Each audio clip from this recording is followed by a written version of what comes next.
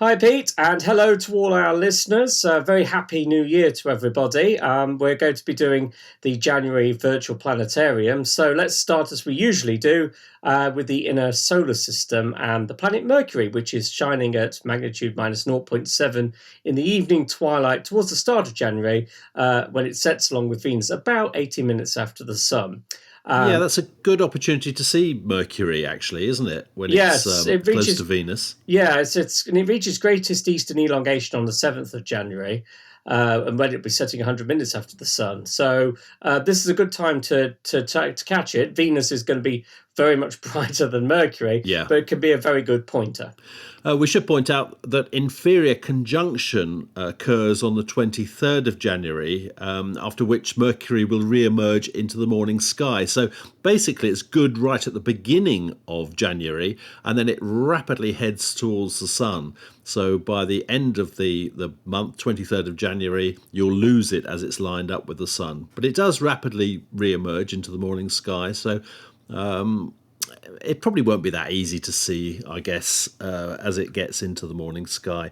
On the 31st of January, it shines at mag plus 1.5, rising about an hour before sunrise. So it's quite tough, isn't it? It really Yeah. is quite faint. All right, well, moving out to the next planet, Venus. Venus is in its crescent stage in this month, so the planet is slowly coming towards us until it eventually reaches inferior conjunction.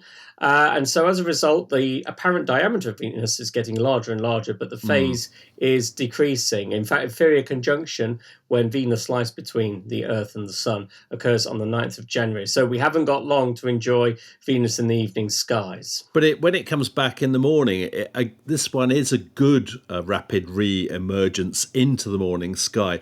So that'll give us an opportunity, if you can follow it, to see Venus actually moving towards inferior conjunction as a beautiful crescent, a waning crescent, if you like. And then in the morning sky, it's a waxing crescent because it'll be getting thicker.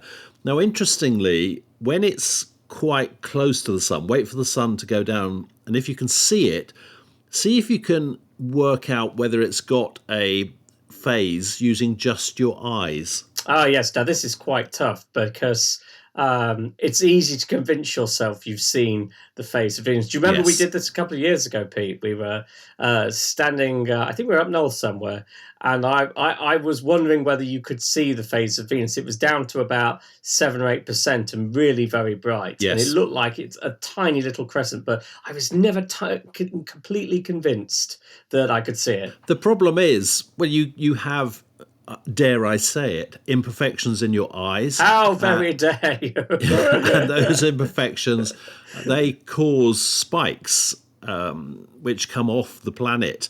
And because it's a really tough target, for any optical testing, it's a tiny point source of light. So they cause these spikes, which can work together to make it look as if you're looking at an extended planet. So it's got a shape in the sky, when in reality it hasn't. You can test whether they're false, actually, by rotating your head. And we all have that option, don't we, to rotate our heads? But you know what I mean. So you move around so that you're not looking with up and up, as you're rotating your head sideways, if that makes any sense. Yeah, sort of. I think it's a tough ask, but as binoculars and a small telescope will certainly show the very thin crescent. If you're an imager with infrared access to infrared filters and things, now's a good time to try and get hold of the dark side, image the night side of Venus, although that does require some technical expertise to do that. But you did that a couple of elongations back, didn't you? You got the night side of Venus. Yes, I did. You need to have a good infrared filter. If I remember correctly, it was about around the 800 nanometer mark. Yes. And it's quite hard. You have to sort of grossly overexpose the crescent and just bear with all the horrible imperfections in your optical system, which are revealed when you do that. But you can pick out the very weakly glowing dark side of Venus, and that's quite amazing. In fact, you get details in that disk, but they're very, very faint. You do. You can identify various surface features on the disk, so that's quite an exciting thing to do. On the 14th of January, a telescope will reveal a 1% lit crescent, 1 arc minute across. And as you were saying, Pete, this is the resolution of the human eye. So that's the time to try this. After that, Venus will continue moving away from us, and the phase will gradually get more and more. But as it's moving away, of course, this means the apparent diameter of the planet will shrink. Yes. So Venus will be moving away from us and getting smaller. But if you can catch it in the morning sky or in the daytime sky, you can continue to make observations of it. Absolutely. Well, what about the planet Mars then? Let's move out from Mercury and Venus and head further out in the solar system than Earth. So we're encountering Mars first. Well, Mars is a morning planet at the start of 2022, rising 2 hours before the Sun on the 1st of January at magnitude plus 1.5. And it'll be quite close to its sky rival at this time, the star Antares, which is Alpha Scorpii. Yes. And that gives you a good opportunity to compare the planets with that planet with the star, isn't it? It is, although I have problems with this. Unless you're going to compare it every single time as it gets brighter and larger as it approaches Earth, the comparison is somewhat meaningless. You're such a pedant. It's just a nice comparison, because the name Antares literally means anti-Ares, with Ares being Mars. Yes. So it is the right, absolutely, literally the rival of Mars, and I think it does. It's the colour that you're comparing, but they're completely different colours. Only to a pedant like you, Paul. I'm not a pedant. It's just one is orange, one is a deeper salmon red. Completely different colours. Anyway, it doesn't matter. This is a good thing for our listeners to go outside and actually have a look at, and you can record whether you think they look the same or one is slightly more salmon red. Yes, it'd be interesting to see what people think. Mars isn't going to attain a lot of altitude in the January sky. It will, of course, be very, very good later on in the year, from sort of end of summer onwards. It will be becoming quite large and bright and a good target. But for now, it isn't. But we do have some nice events with it. On the 29th of January, Mars will be shining at magnitude 1.4, and it's joined by an 11% lit waning crescent moon, which is 5.3 degrees to the southwest. And it's also joined by the planet Venus, shining at much brighter, magnitude minus 4.5, and that's 10.5 degrees to the northeast. So that's a nice thing to look out for. Yeah, that should look really nice, actually, in the morning sky. They should. Moving out, planet Jupiter now. This is found in the constellation of Aquarius.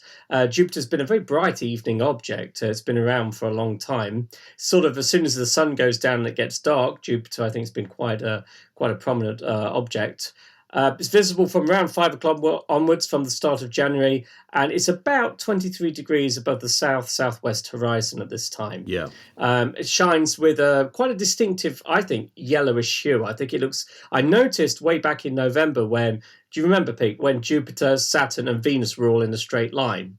I did do a quick colour comparison, and I thought Saturn was the most yellowish, but Venus was a real whitish colour and Jupiter was a real yellowish colour. So even though they can be very, very bright objects in the evening sky, the colour, I think, really gives them away.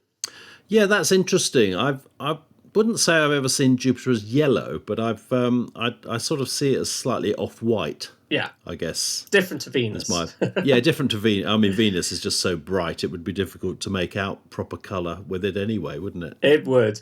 So we're moving towards the end of the current Jupiter apparition.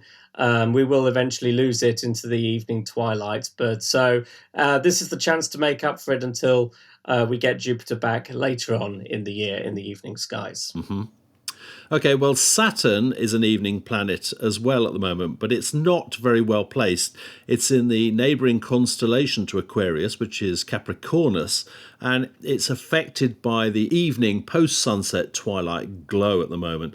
It's magnitude plus 0.9, and as we mentioned earlier, it's joined by magnitude minus 0.6 Mercury and a thin 5% lit waxing crescent moon at the start of January. And you can see the trio 80 minutes after sunset. You've got Venus in there too as well, but that's much closer to the sun. I suppose you've also got Jupiter as well, haven't you, Paul? Yeah. So that completes the lineup. Yeah, that's so you've got some nice nice lineup of planets moving further and further south and getting less and less observable Yeah. from a telescope point of view. All right, well, moving on, planet Uranus. I've actually been making quite a few observations of Uranus because it is, Right. frankly, the best placed planet in the night sky for UK observers. It's well placed at the start of January, reaches over 50 degrees in altitude when due south, as seen from the centre of the UK. It's quite interesting in that I think visually, I've been using my 12-inch telescope, Newtonian, to look at it. Right. There does seem to be a brighter zone on Uranus, which is consistent with the orientation of it. And Uranus, as we know, orbits the Sun at 98 degrees. It's on more than a right angle.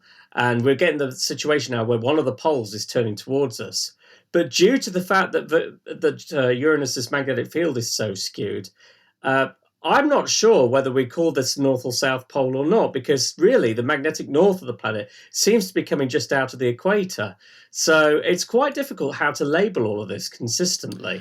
Well, there are lots of definitions for the rotation of a planet, aren't there? I believe the old one is the one which gives Uranus a 98 degrees axial tilt. Yes. And that's assuming that the planets all rotate in the same direction in the solar system. But I believe the IAU have reworked the definition, and if that's the case, then that will give Uranus an axial tilt of 82 degrees rather than 98. Right. Still a right You angle don't though. sound convinced. Well, I just don't see how it helps because it's still No, an it doesn't. angle. And at the moment, if you look at WinDuPos, which gives you the orientation of Uranus, you can see it's very useful software because it identifies the moons for you. Yes. But the rotation, the following to preceding, which is what we normally do with planets, the objects appear on the following limb, they rotate across the central meridian and then set on the preceding side.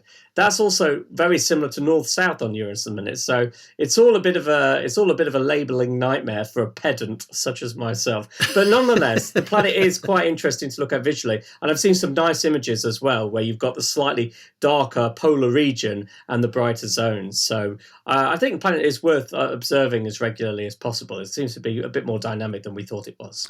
And it's certainly slightly brighter and easier to see than Neptune, which is still there at the beginning of January, approximately 30 degrees above the south-southwest horizon as darkness falls. But by the end of the month, that value will have decreased quite a bit as Neptune slips ever westward. And you will need optical assistance to see it because it's the only, well, in theory, it's the only one of the main planets which is below naked eye visibility. I mean, Uranus is mag plus 5.7, so that's quite tricky in its own right, isn't it? Yeah, I've never seen Uranus with the naked eye, not convincingly. So, Right. yeah, okay. Well, let's move out now to some of the specials we've got. And one of the really good targets we have during the winter months, particularly January and February, is the moon, because it's very high up in the sky. You've only got to see how high up full moon is compared to how low down full moon is in August. So Yes. this is a good time, particularly if you've just got a new telescope, to visit the moon again and look at some interesting surface features. Well, there are a couple of nice events with the moon actually happening during January. On the 12th, if you look at the moon using binoculars or a telescope, you'll see an arc of light extending into the darkness. That arc represents the peaks of the Jura Mountains illuminated by the lunar dawn, and that's a clear obscure effect known as the jeweled handle.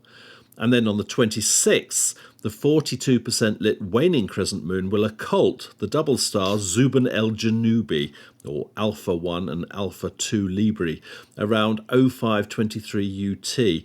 There's more information about that in the magazine. We also have on the 3rd of January, this evening and into the next morning, represent the best time to watch the Quadrantid meteor shower. New moon is around the 2nd of January, so this year's peak is going to be particularly good because the moon will be out of the way and not putting a load of stray light in the way. So we'll mention a bit more about this later on, but if you wanted a meteor shower for January, the Quadrantids is a good one to go for. It is indeed. On the 4th, the Earth is at perihelion, when it's at the closest point in its orbit to the Sun. It might not feel like that outside. That basically means that if you are into solar observing and you've got a filter to protect yourself from the sun's direct light, the sun will have its largest apparent diameter on the 4th of January. Right. And on the 10th, comet C 2019 L3 Atlas reaches perihelion today and appears at its brightest. It's currently estimated to be around magnitude plus 9.7. Comets are quite dynamic things, so it may actually end up being fainter or brighter. We'll have to wait and see. But that certainly puts it within binocular range, so this would be a binocular comet. It's currently seen moving southwest along the northern edge of Gemini, the twins. Again, if you look in the Sky Guide in the January Sky at Night magazine, you'll see more information about it there. Yes, you will indeed. Okay, well, let's move out to the stars then. And the January night sky is spectacular, dominated by that most iconic constellation, Orion the Hunter. And Orion reaches its highest position in the sky due south around about 10 o'clock at the beginning of January. And on the 8th, Orion reaches that position at 22:40 UT, just after the waxing crescent moon set. So that's a great time to go outside and have a look at the sword region before the moon starts to interfere. So the first week of January is optimal for Orion. And it may not be obvious at first, but if you look at Orion's belt, those three famous stars, we're also looking at an open cluster known as Colander 70. Now, binoculars will reveal many stars belonging to this open cluster, and if you do a long exposure image of this area, you'll get additional wisps of nebulosity. Have you ever captured that, Pete? I have, yes. They are there, and they do stand out fairly well, actually, with a long exposure. Just use a wide field so you've got the whole of the belt in there. But they're a rather nice surprise. And, of course, the most prominent nebula in Orion, which we always go on about, is Messier 42. And it's prominent because it's bright and it's easy to find in the centre of Orion's sword, which is a faint line of stars visible to the south of the belt.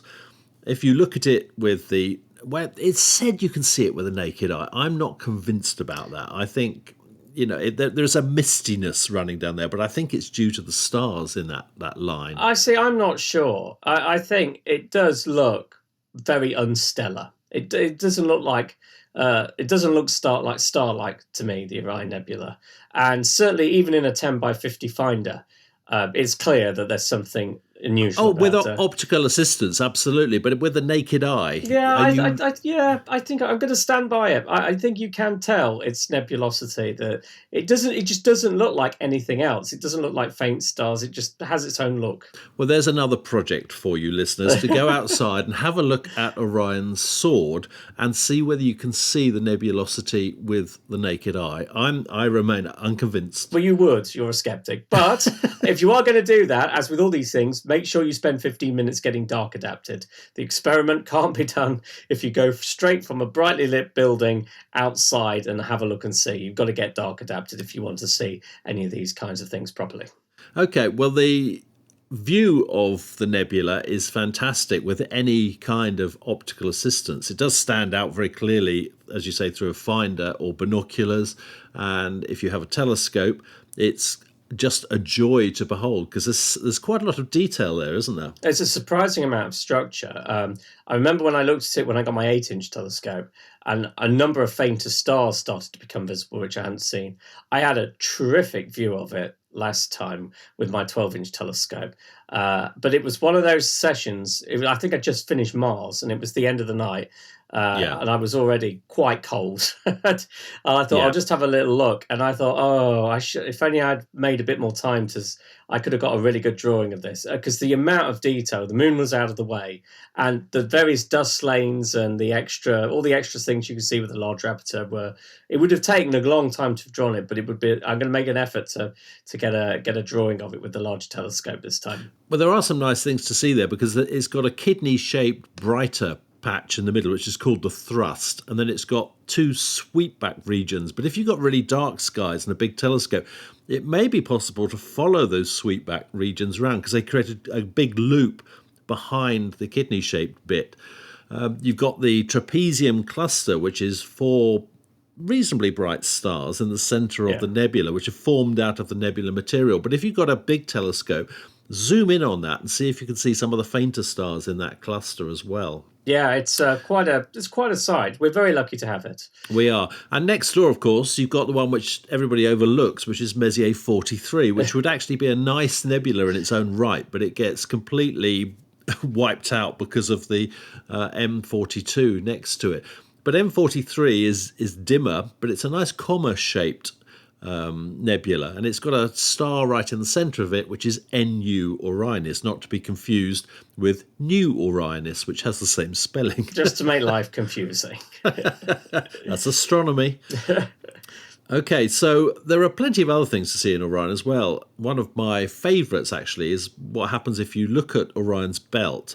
You identify the star furthest to the east, which is Alnitak, so that's on the left-hand side as we're looking at it from the UK, and then rotate the line of the belt by 90 degrees anti-clockwise around Alnitak. Where the free end ends up, that points directly to M78, which is a lovely reflection nebula, and it's a joy to look at actually through a telescope, because it always looks to me like two headlights coming toward you in fog. Okay, it's never looked like that to me, but Well, you I don't haven't drive. looked at it with a. No, but I've been in the car with you driving through fog on many occasions to various astronomical events. So I do know what that looks like, and I have yet to see that with this nebula. But I will make a point of looking at M78 with my larger telescope to see if that effect is there. Yeah, no, it's good. Now, immediately east of Alnitak is another bright nebula which is affected by natural light pollution, and that's NGC 2024, which is the Flame Nebula. And it's just difficult to see because Alnitak is so bright next to it. But that's rather lovely. And then running south, now this is a challenge for you, Paul, but I don't know if you'll do it in less disguise. If running south from Alnitak, there is a line of, or curtain of emission nebulosity, which is called IC434, and that's where you get that little protuberance sticking in front of it about halfway down the curtain, which forms the Horsehead Nebula. Now, I don't know, I've nearly got the Horsehead with a 10-inch from Celsi, but it was tricky. I have looked for it with the 8-inch, and I didn't see it. No. But you never know with the moon out of the way, and the sky would have to be not misty. Very often in Leicester, we do get sort of misty skies. That's great for planetary and lunar observing because it means the air is very steady. Yeah. But it's really not great for deep sky objects. But if we get one of those cold, frosty nights where the seeing is dreadful but very transparent, that's the time I'll have a look to see. But I think it's quite a tough ask, even from a moderately light polluted area. I think the Horsehead Nebula is quite a tough ask. Yes, it is. Worth trying. Well, I tried, as I say, for it with my 10-inch from Dark Skies of Celsi. I can remember looking for IC434, and there was a step change while I was looking. Suddenly I got fainter in my field of view, and I thought, what on earth's going on? And it was a street light going out, because they used to go out at midnight down there. It was going out, but it was way over the other side of the house, so I couldn't actually see it. And it was just the effect of that street light in the sky that was being removed by it going out, and that got me deeper into the sky. Wow. Well, maybe you should. I mean, you've got quite a good location from where you are now, so maybe you should try it with your C14 to see if you can see the Horsehead Nebula. I might give it a go.